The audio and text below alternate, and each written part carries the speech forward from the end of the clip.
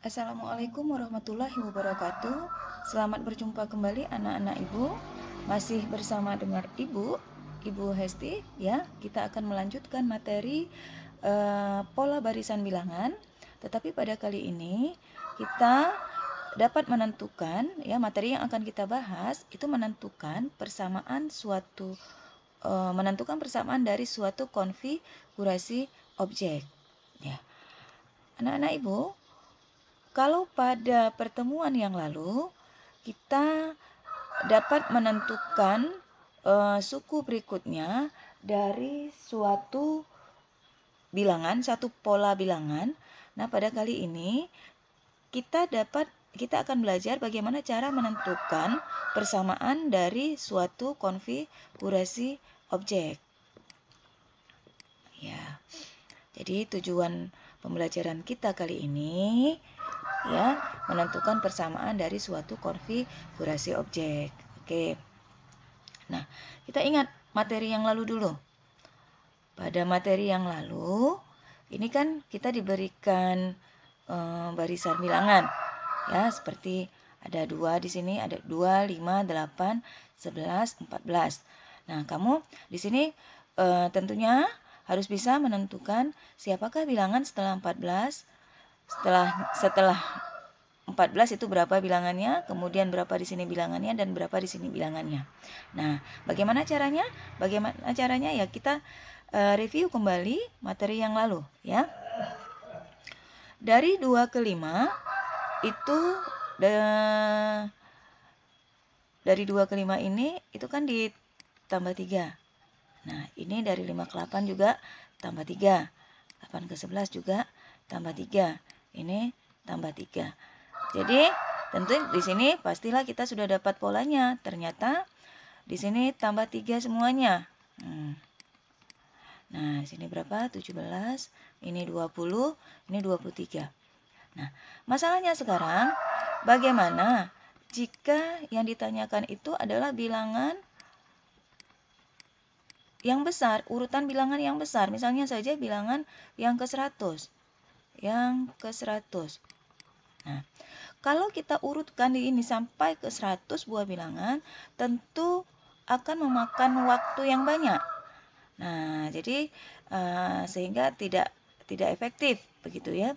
Bisa jadi yang ke 100, mungkin ke 100 masih sanggup Bu, yang ke 100. Nah, kalau 1000 bagaimana? Bisa seharian kamu mengurutkan bilangan ini. Nah, dari itu kita di sini kali ini akan belajar bagaimana menentukan persamaan dari konfigurasi objek ini. Oke. Menentukan rumus suku ke n ya. Itu ada beberapa langkah-langkahnya. Menuliskan bilangan pada pola bilangan di samping nilai n-nya. Menentukan bagaimana nilai n menjadi nilai bilangannya. Terus kalau n-nya harus menjadi lebih besar, maka pikirkan kemungkinan bilangan n-nya itu nanti bisa kita peroleh dengan menjumlah, dengan kali, atau dengan pangkat. Nah, kalau n-nya harus lebih kecil bagaimana? Mungkin nanti kita bisa memanfaatkan operasi pembagian atau operasi kurang. Nah, jadi mungkin di sini butuh nalar kamu untuk menentukan bagaimana cara mendapatkan UN itu. Ya, kita lihat contoh. Nah, contoh di sini ada bundaran-bundaran, kita lihat ya, ada bundaran-bundaran. Nah, di sini kan ada pola pertama itu terdiri dari satu bundaran. Pola kedua itu terdiri dari 3 bundaran. 1, 2, 3. Ini pola ketiga ada 5 bundaran. 1, 2, 3, 4, 5. Dan pola keempat ada 7 bundaran. Ya. Nah, yang ditanyakan ya, berapakah pola suku ke n? Jadi ke n itu bisa diganti dengan 10, dengan 20, dengan 30, 40, berapa saja bisa kita ganti. Nah, sekarang langkah yang pertama untuk menyelesaikan masalah ini, kita jadikan dulu angka-angka noktah-noktah ini ya, pola-pola ini, bulatan-bulatan ini kita terjemahkan dulu menjadi angka-angka, yaitu pola pertama 1, pola kedua 3, pola ketiga 5, pola keempat 7, dan siapakah pola yang ke N.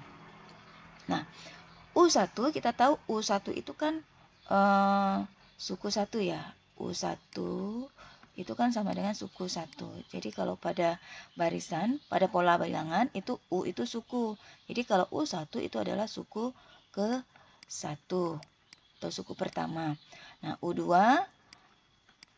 itu suku ke 2 ya. Kemudian U3 itu suku ke 3. Nah, kalau UN berarti suku ke N. Nah, di sini kita lihat U1-nya sama dengan 1. Nah, di sini kita harus pikirkan bagaimana caranya ya kita membuat suatu rumusan untuk mendapatkan angka 1. Nah, di sini Ibu ambil ya, ini kan dari 1 ke 3, ini kan kalau kita lihat ditambah 2. Ini juga tambah 2. Ini tambah 2. Tentu di sini pasti tambah 2. Nanti di sini pasti akan tambah 2. Nah, jadi di sini butuh nalar kamu bagaimana caranya memanfaatkan ya, Ibu sarankan ini manfaatkan apa namanya ini. Kalau penambahan-penambahan ini boleh kamu manfaatkan ya. Saya mikirnya gini, kalau 2 kita kalikan dengan 1, itu kan hasilnya 2. Nah, kemudian 2, sedangkan di sini kita perlunya berapa? 1.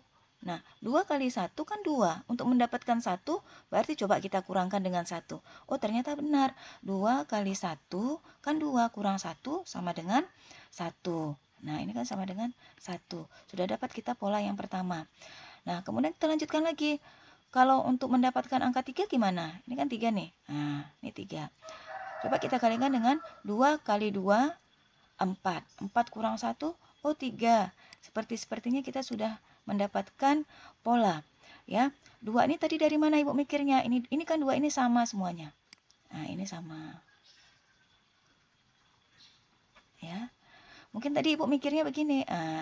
Oh, ini kan ditambah-tambah 2 semuanya. Nah, coba kita letakkan 2 di sini. Nah, 1 ini siapa? 1 ini sukunya. Suku ke 1, 1. Suku ke 2, 2. Kalau suku ke 4, berarti dia di sininya 4 gitu. Ya, oke ya. Di sini 5, ini 7. Nah, berarti tadi ini yang tetap siapa di sini? Oh, 2. Nah, yang tetap 2. Berarti kan kalau UN yang tetap tadi kan 2. Bilangan yang tetap. Nah, 1, 2, 3, 4 ini siapa? Oh, N-nya. Nah, berarti di sini 2N. Nah, di sini 2N. Di mana? Ini 2N kurang berapa? Kurang 1. Nah, jadi 2 kali N kurang 1. Kita sudah dapat rumus suku ke N-nya. Nah, ya. Oke, lanjut lagi. Untuk contoh berikutnya. Kita lihat. Di sini ada juga bulatan-bulatan. Untuk pola pertama, itu bulatannya ada berapa? Ya, ada 2. Bulatan kedua ada 6. Ketiga ada 12. Keempat ada 20. Berapakah banyak bulatan pada pola ke N? Nah, kita lihat di sini ya. Kita sudah terjemahkan, kita sudah urutkan bilangan ini. Kalau kita pakai yang tadi, seperti tadi yang nomor contoh 1 tadi kan, dari 2 ke 6 ini bagaimana? Oh, ini tambah 4. Ini tambah 6. Ini tambah 8. Nah, kalau kita lihat di sini, awalnya tambah 4, tambah 6, tambah 8. Ada berbeda di sini. Penambahannya berbeda. Ada kenaikan. Nah, kalau begitu di sini pasti tambah berapa di sini? Tambah 10 ya. Nanti suku berikutnya lagi. Nih, kita coret dulu ya. Ini pasti tambah 12. Nah, berikutnya lagi sampai di sini UN. Nah, di sini penambahan bilangannya berbeda. Nah, kalau gitu bagaimana? Nah, kita buat dulu ya. U1 sama dengan 2. Nah, di sini ada kenaikan. Tadi pada bagaimana cara petunjuk untuk menentukan suku ke N. Kalau dia semakin besar, mungkin kita bisa kalikan. Mungkin kita bisa pangkatkan. Nah, begitu ya. Coba kita cari suatu ide bagaimana cara mendapatkan angka 2 ini. Nah, 1 tambah 1, 1 tambah 1 benar 2. Nanti kalau di sini bagaimana untuk mendapatkan 6 bagaimana? Berapa tambah berapa biar dapat 6? 2 tambah 4. Nah, tadi 1 tambah 1.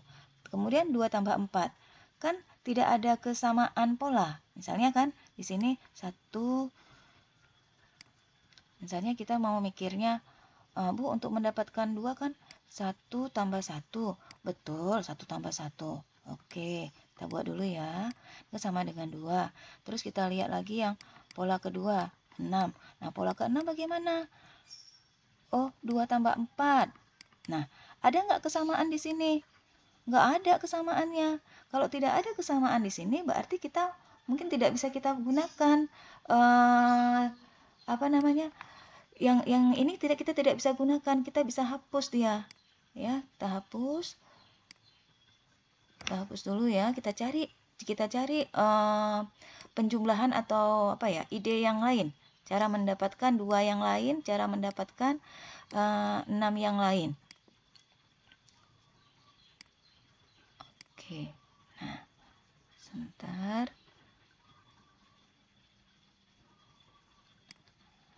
Kita coba dengan pangkat misalnya. Untuk mendapatkan 2, berapa pangkat 2 sama dengan 2? Enggak ada. Oh, kita mulai dengan angka 1 ya. 1 pangkat 2. 1.